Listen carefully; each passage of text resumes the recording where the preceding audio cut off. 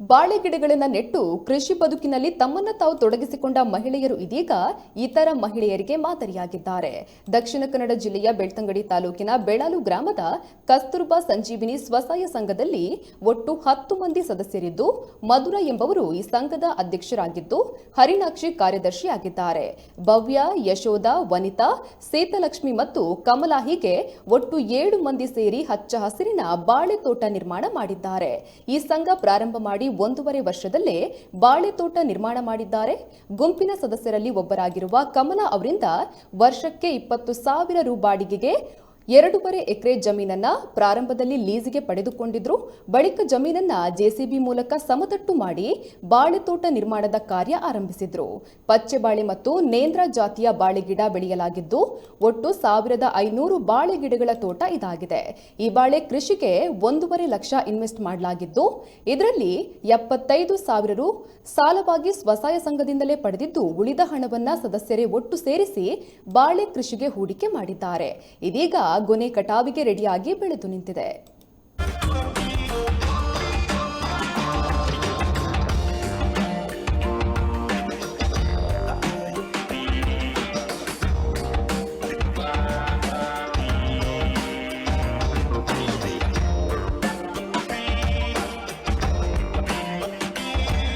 ಬೆಳಲು ಗ್ರಾಮ ಪಂಚಾಯಿತಿ ಒಕ್ಕೂಟದ ನಾಗಾಂಬಿಕಾ ಒಕ್ಕೂಟದ ಅಧ್ಯಕ್ಷೆಯಾಗಿರುತ್ತೇನೆ.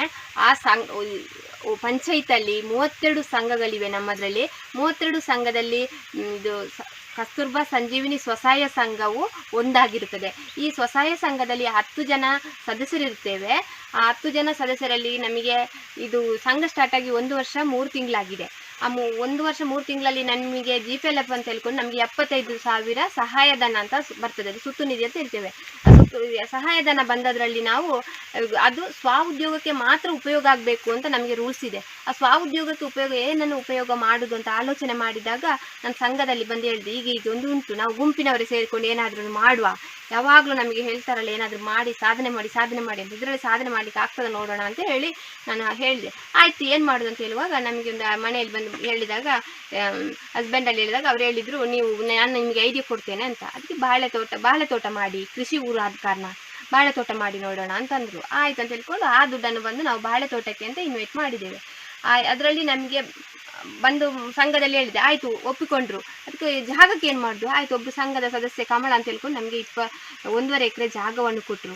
1.5 ಎಕರೆ ಜಾಗಕ್ಕೆ ನಿಮಗೇನು ಕೊಡಬೇಕಂತೇಳಿ ನಮಗೊಂದು ಇಷ್ಟು ಕೊಡಿ ಅಂತ ಹೇಳಿದರು. ಇಷ್ಟು ಅಂತ ಒಂದು ಹಣ ಹೇಳಿ ಅಂತೇಳಿ 20,000 ಅಂತ ಹೇಳಿದರು. ಆ 20,000ಕ್ಕೆ ಅವ್ರಿಗೆ ಒಪ್ಪಿಕೊಂಡ್ವಿ. ಆ ಜಾಗದಲ್ಲಿ ಬೋರ್ ಇದೆ, ಕರೆಂಟ್ ಇದೆ, ಅದರಲ್ಲಿ ಏನು ಪ್ರಾಬ್ಲಮ್ ನಮಗೆ ಇಲ್ಲ. ಆಯ್ತು, ಅಲ್ಲಿಂದ ನಾವು ಸ್ಟಾರ್ಟ್ ಮಾಡಿದ್ದೇವೆ. ತುಂಬ ಬಲ್ಲೆ ಎಲ್ಲ ತೆಗೆದು JCPಯಲ್ಲಿ ಅದರಲ್ಲಿ ಇದರಲ್ಲೆಲ್ಲ ಕೆಲಸ ಮಾಡಿ, ಕೆಲಸದವರನ್ನು ಸ್ವಲ್ಪ ಇಟ್ಕೊಂಡು ನಾವೇ ಕೆಲಸ ಮಾಡಿ ಇದನ್ನು ಬೆಂಗಳೂರಿನಿಂದ ಟಿಫಿಕಲ್ಚರ್ ಬಾಳೆ ಗಿಡವನ್ನು ಪಚ್ಚೆ ಬಾಳೆ 700 ಮತ್ತು ನೇಂದ್ರೆ 700 ತಂದು ಇಲ್ಲಿ ಹಾಕಿದ್ದೇವೆ. ಅದರಲ್ಲಿ ನಮಗೆ ಅದನ್ನು ಮತ್ತೆ ತಂದು 1.5 ತಿಂಗಳು ಮನೆಯಲ್ಲಿ ಸಾಕಿ, ಮನೆಯಿಂದ ತಂದು ಇಲ್ಲಿ ನಟ್ಟು, ಆ ನಡುವಾಗ ತುಂಬ ಬಿಸಿಲು ಬರ್ತದೆ. ನಮಗೆ ಬಿಸಿಲಿಗೆ ಏನು ಮಾಡೋದು ಅಂತ ಹೇಳ್ಕೊಂಡು ತರಕಾರಿ ಮಾಡುವ, ಅದರಲ್ಲಿ ಒಂದು ನಮಗೇನಾದರೂ ಬರ್ತದೆ ಅಂತ ಆಲೋಚನೆ ಮಾಡಿ ತರಕಾರಿ ಮಾಡಿದ್ದೇವೆ. ಆ ತರಕಾರಿ ಯಾವುದು ಅಂದರೆ ಬಸಳೆ, ತೊಂಡೆಕಾಯಿ, ಬೆಂಡೆಕಾಯಿ, ಅಲಸಂಡೆ ಅದೆಲ್ಲ ಮಾಡಿ ಅದಕ್ಕೆ ಚಪ್ಪರದಂತೆ ಬಳೆ ಎಲ್ಲ ಬಿಟ್ಟು ಚಪ್ಪರದಂತೆ ಮಾಡಿ ಒಂದು 3 ತಿಂಗಳು ಅದು ನೆರಳು ನಮಗೆ ಕೊಡಿತು ಬಾಳೆ ಗಿಡಕ್ಕೆ. ಬಾಳೆ ಗಿಡ ತನ್ನಿಂದ ಚೆನ್ನಾಗಿ ಬಂತು. ಆ ತರಕಾರಿ ನಮಗೆ ಕಟಾವಿಗೆ ಬಂದದ್ದು ಲಾಕ್ಡೌನ್ ಟೈಮಲ್ಲಿ. ಆ ಲಾಕ್ಡೌನ್ ಟೈಮಲ್ಲಿ ಅದನ್ನೆಂತ ಮಾಡೋದು ಅಂತ ಆಲೋಚನೆ ಮಾಡಿದಾಗ ಎಲ್ಲರೂ ಹೇಳಿದ್ರು, ಏನು ಮಾಡೋದು ಇಲ್ಲ, ನಾವು ಅದನ್ನು ಅಲ್ಲೇ ಬಿಡೋದು ಬೇಡ, ಕೊಯ್ದುಕೊಂಡು ಹೋಗಿ ಮಾರು ಒಬ್ಬೊಬ್ಬರು ಅಂತ ಹೇಳಿದರು. ಆಯಿತು, ಒಬ್ಬೊಬ್ಬರಿಗೆ ಇಷ್ಟಿಷ್ಟು ಅಂತ ಕೊಟ್ಟೆ. ಅವರೆಲ್ಲ ಮಾರ್ಕೊಂಡು ಬಂದು ವಾರಕ್ಕಾಗುವಾಗ ನನಗೆ ದುಡ್ಡು ತಂದು ಕೊಡ್ತಿದ್ರು. ಅದರಲ್ಲಿ ನಮಗೆ ಲಾಭ ಅಂತ ಒಂದು 50,000 ರೂಪಾಯಿ ಲಾಭನೂ ಬಂದಿದೆ.